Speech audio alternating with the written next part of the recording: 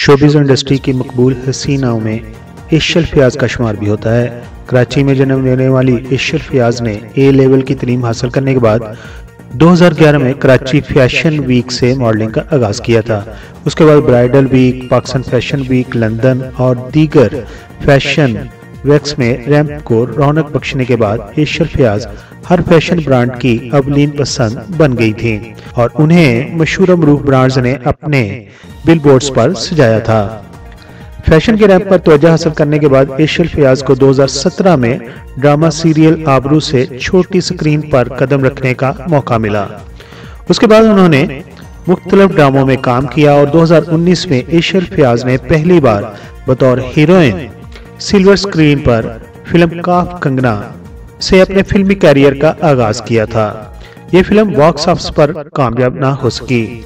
इसको लिखा था खलीलुर रहमान कमर ने और इस फिल्म में खलीलुर रहमान कमर के बेटे ने ही हीरो का रोल अदा किया था, लेकिन फिल्म तो फ्लॉप रही। अलबत्ता समी खान के साथ इश्शल फयाज को बतौर फिल्मी हीरोइन एक अलग शनाख्त जरूर मिल गई।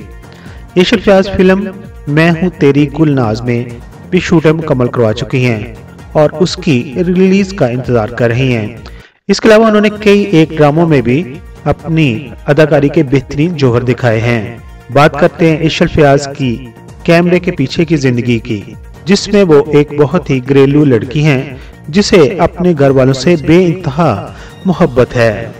यूं तो इश्शल फयाज हर काम मेहनत से करती हैं, लेकिन उन्हें मॉडलिंग करना आसान लगता है क्योंकि वो उसमें कहती हैं कि मेकअप, फोटोग्राफी और कपड़ों का ज्यादा कमाल होता है। इश्शल फयाज कहती है, मैं हमेशा अपने दिल की सुनती हूँ। टीवी हो या फिल्म, हर मीडियम की अपनी अहमियत है। पाकिस्तान में फिल्मों के मुकाबले में ड्रामों की वो कहती हैं ज्यादा मकबूलियत है। इसलिए अगर किसी भी फनकार को सुपरस्टार बनना है तो उसे ड्रामों में ज्यादा काम करना चाहिए।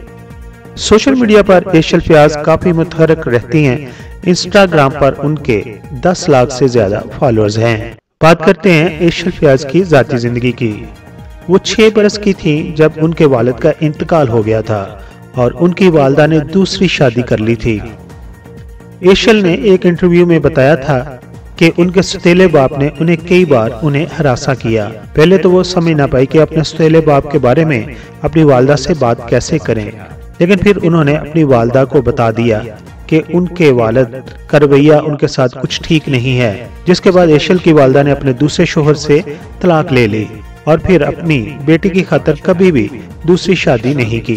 दोस्तों, ये थी खबर इश्शल फयाज के बारे में कि उन्होंने अपनी वालदा से क्यों कहा कि उनके वालिद को तलाक दे दें। यकीनन जो औरतें दूसरी शादी करती हैं उन्हें अपने दूसरे शोहर के ऊपर नजर रखनी चाहिए, यानी कि उनके घर में अगर बेटियां हैं और बेटियां जवान हो रही हैं कि कहीं उनका शोहर उनकी बेटियों को गलत नजर से तो नहीं देखता। अगर आपको ये वीडियो पसंद आई हो तो हमारे चैनल को सब्सक्राइब कर दीजिए और वीडियो को लाइक कर दीजिए और जो हमने मैसेज दिया है उसके बारे में जरूर बताइएगा कि इसका हल क्या है।